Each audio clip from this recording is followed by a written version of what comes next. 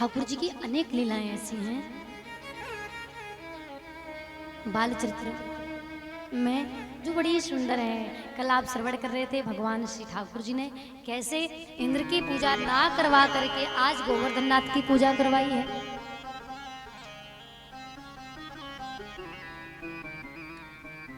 और जब गोवर्धन भगवान का पूजन किया सभी ब्रजवासियों ने, जब नारद जी ने आकर के देखा तो नारद जी ने जाकर के इंद्र को बताया। और इंद्र महाराज को जैसे ही पता चला कि मेरी पूजा ना हो करके ब्रज में आज गोवर्धन की पूजा हुई है, इंद्र को क्रोध आया और इंद्र ने मेघों के लिए आज्ञा दी कि सारे ब्रजमंडल को इतनी जलवृष्टि करो, इतनी जलवृष्टि करो कि सारे ब्रजमंडल को बहा दो, सारा ब्रजमंडल बह जाए। मेघों ने आज्ञा पाते ही ऐसी जलवृष्टि की, ऐसे जल मूसलाधार गिरने लगी। सभी ब्रजवासी कन्हैया की शरण में आ गए। कन्हैया से कहते हैं, कन्हैया तुमने कहा था कि इंद्र की पूजा नहीं करेंगे, गोवर्धन भगवान की पूजा करेंगे। अब देखो इंद्र भगवान रुष्ट हो गए, अब हमारी रक्षा कौन करेगा? कन्हैया ने कहा चिंता मत करो। कन्हैया ने अपनी कनिष्का उंगली पर गिराल धारण करके सभी ब्रजवासियों की रक्षा की। 7 दिन और 7 रात्रि तक कहते हैं लगातार जलवृष्टि होती रही, मूसलाधार गिरती रही। और जब 7वें दिन इंद्र ने सोचा कि अब तक तो सारा ब्रज बह गया होगा, कोई नहीं बचा होगा, 7वें दिन जब इंद्र ने आकर के देखा है तो आकर के इंद्र क्या देखता है कि मानो ब्रज में एक जल की बूंद ही नहीं पड़ी है।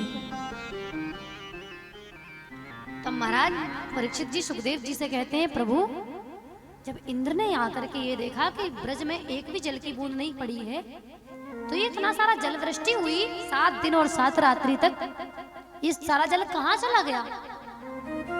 जब ब्रज में एक बूंद नहीं पड़ी तो ये जल गया कहाँ फिर? तो महाराज सुखदेव प्रभु कहते हैं कि ये जल महाराज अगस्त ऋषि पी गए थे। क्यों?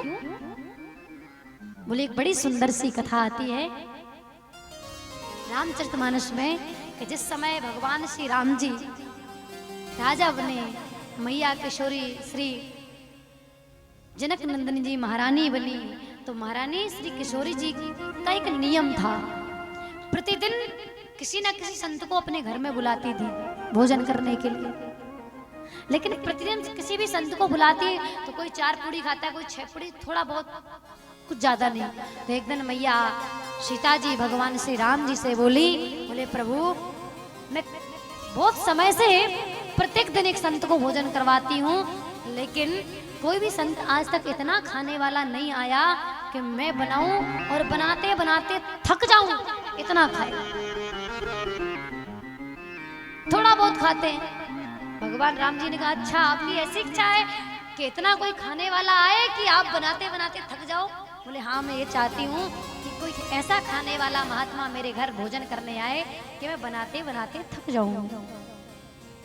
धन्य है माता किशोरी जी, नहीं तो आजकल हमारे घरों में अगर सबसे ज्यादा झगड़े अगर किसी बात पे होते हैं तो भोजन बनाने में ही होते हैं। बताओ होते हैं कि नहीं होते हैं? सबसे झगड़े अगर हमारे घर में होते हैं तो बेलन चकले पे ही होते हैं महाराज, और आगे पीछे कभी नहीं होते। अगर घर में 4-6 रिश्तेदार आ जाएं तो माताएं कहती हैं मैं रसोई नहीं बनाऊंगी, मैं भोजन नहीं बनाऊंगी। आज स्थितियां बन गई हैं। सीखना चाहिए हमें कथाओं से। आजकल अगर कोई ज्यादा खाने वाला व्यक्ति आ जाए तो ये बहुत खाता है, इसे मैं नहीं बनाऊंगी, जाओ होटल में ले जाओ, मार्केट ले जाओ। ये स्थितियां बन गई हैं। एक जो है पति पत्नी थे, आजकल की जैसी माताएं हो गई है ना, जैसा आज देखने को मिलता है, उनके लिए उदाहरण दे रही हूँ। भोजन बनाने में बड़ी कंजूस थी, बहुत आलसी थी उनकी पत्नी। तो एक दिन क्या हुआ कि श्रीमान जी का कोई मित्र आ गया घर में जो बहुत खाता था। इसे पता था कि ये बहुत खाता है। तो जैसे ही वो शाम के समय आया तो पत्नी का नियम था, श्रीमती जी का नियम था कि एक टाइम भोजन बनाना है भाई एक टाइम का भोजन तीनों टाइम चलता है गर्म होके, गर्म करके। तो अब घर में और तो कोई था ही नहीं, पति पत्नी थे। क्योंकि मैंने कहा था ना कि आजकल माताएं जो आजकल की नई नई ब्याही हुई नई नई बहू बेटियां आती, वो क्या कहती हैं, हम दो, हमारे दो माता पिता को ये स्थिति हो गई है। तो घर में दोनों पति पत्नी थी, लड़के बच्चे, सास ससुर कोई थे नहीं। इसने देखा कि आज ये रुक गया है और ये बहुत खाता है, तो पति को कहती है, महाराज मैं भोजन नहीं बनाऊंगी। बोले क्यों? बोले ये बहुत खाता है। तब बोले इसको कह थोड़ी सकते हैं कि आप चले जाओ, हम आपको भोजन नहीं दे सकते, मेरी पत्नी आपको भोजन नहीं बनाएगी। तो पत्नी कहती चाहे कुछ भी करो महाराज, लेकिन मैं इसे भोजन, मैं इसे रसोई नहीं दूंगी। जब पति ने इतना सुना तो पति कहता है, अगर ऐसे ऐसे जाने को कहूँगा तो बुरा मान जाएगी, बन जाएगा बुरा जो है, मान जाएगा कि मुझे घर से भगा दिया भूखा, शाम के समय में भोजन की तक नहीं। तो पत्नी कहती है, मेरे पास एक उपाय है, ये चला भी जाएगा और कहना भी नहीं पड़ेगा। बोले क्या? बोले एक डंडा लेके आओ। अब पति जाता है बाहर, डंडा लेके आता है। और पति जैसे ही डंडा लेकर के आया तो पत्नी कहती चलो मेरे साथ। सो पत्नी अपने बेडरूम में ले गई, और जैसे ही अपने रूम में ले गई सो बेड के पास ले जाके कहती है, इस गद्दे में इस डंडे को जोर जोर से मारो। सो पति लगा मारने गद्दे में जोर जोर से डंडे, और पत्नी चिल्ला रही है, मारे रे पीटे रे मारे रे। अब विचार करो, घर में दो आदमी हो, तीसरा कोई आदमी हो, उसके आते ही कोई दोनों दंपत्ति, दोनों पति पत्नी लड़ने लग जाए, तीसरा आदमी वैसे ही नहीं रुकेगा। वहां के यहाँ तो बराबर लड़ाइयाँ होती हैं, यहाँ क्या करेंगे रुक के? यहाँ ठीक नहीं रुकना, तो वैसे ही चला जाएगा वो तो बिना कुछ कहे। तो पत्नी चिल्ला रही है, मारे रे पीटे रे। पति क्या कर रहा है? गद्दे में डंडे मार रहा है, बेड में डंडे मार रहा है। अब 10-15 मिनट हुए, पत्नी खूब चिल्लाई, पति ने खूब गद्दे में डंडे मारे।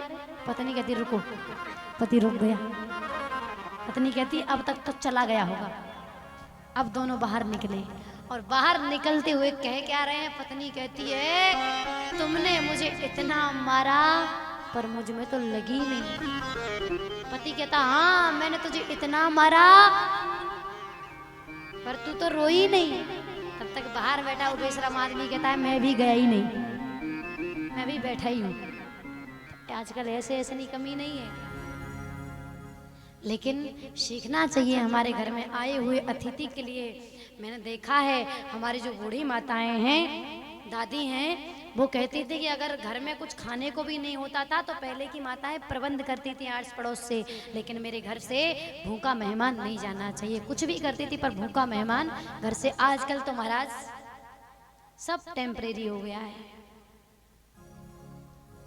आजकल माताओं को भोजन बनाने में कष्ट होता है। अगर 4 लोग घर में आ जाएं तो भोजन देने में कष्ट होता है। आज स्थितियाँ सीखना चाहिए हमें रामचरितमानस से, भगवान श्रीमद् ठाकुर जी की श्रीमद् भागवत कथा से, भगवान के चरित्रों से, कि जीवन कैसे जीना चाहिए, जिंदगी कैसे जीनी चाहिए।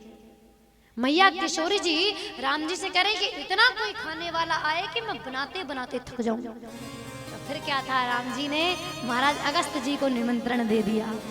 जब अगस्त जी महाराज आए हैं तो मैया सीता जी ने इतनी तगड़ी रसोई बनाई है, पूरी रसोई भरी पड़ी है भोजन से, प्रसाद से। और महात्मा जैसे ही खाने को बैठे, भोजन पाने को बैठे हैं, मैया किशोरी जी सुंदर आज थाली सजा करके भोजन की लाई हैं। तो आज अगस्त ऋषि कहते हैं, मैया ये थाली से काम, 4 पूड़ी से काम नहीं चलेगा, कटोरी भर सब्जी, कटोरी भर खीर से काम नहीं। बोले सीधे भगोनी लेके आओ, पूड़ी की सीधे डलिया लेके आओ। और मैया फिर किशोरी जी पूरी डलिया की डलिया, पूरी भगोनी की भगोनी, खीर सब्जी सब लेके जा रही हैं। और मैया ने सब सामने रखा, महाराज अगस्त जी सब पा गए। मैया किशोरी जी ने देखा कि रसोई खत्म हो रही है, तो मैया सीता जी ने पुनः रसोई बनाना प्रारंभ कर दिया, पुनः जो है भोजन बनाना प्रारंभ कर दिया। और देखती हैं मैया किशोरी जी, महात्मा तो जो है खाई जा रहे, खाई पेट भर ही नहीं रहा। और मैया किशोरी जी भोजन बनाते बनाते थक गई, लेकिन महात्मा का पेट नहीं भर रहा है।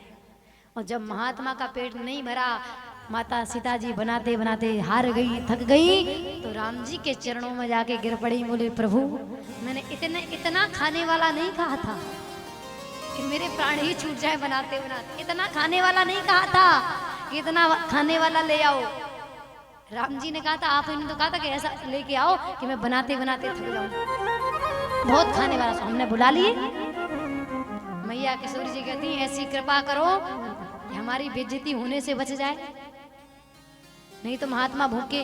तो भगवान श्री राम जी ने अगस्त जी को 2.5 तुलसी का पत्ता दे करके तृप्त किया।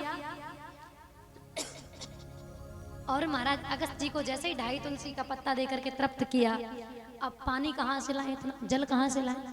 विचार करो, जब जगत की माँ बनाते बनाते थक गई हो, महात्मा का पेट ना भरा हो, तो फिर वो महात्मा पेट पानी कितना पिएगा?